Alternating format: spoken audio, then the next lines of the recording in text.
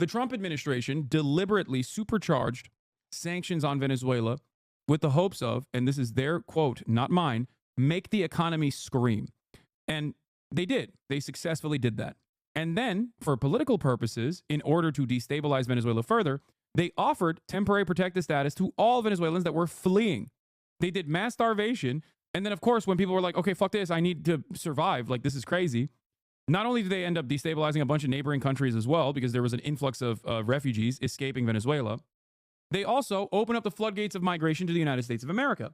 And Donald Trump knew that this would be maybe later down the line in a Cuban-style situation, politically advantageous for the government, or at least the State Department didn't. I don't think Trump cares about it all that much.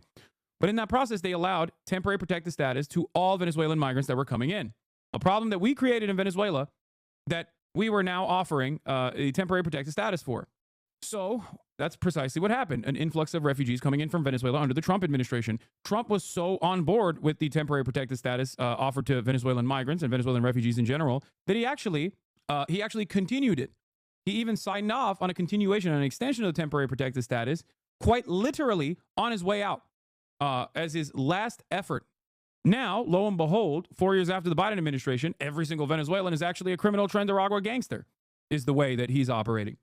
So all these people that escaped Venezuela because of widespread corruption and famine and, of course, American sanctions playing a major role, make no mistake, are now inside of U.S. borders, and their temporary protected status, can be revoked at any given moment, and they can be treated like rugged criminals for political purpose.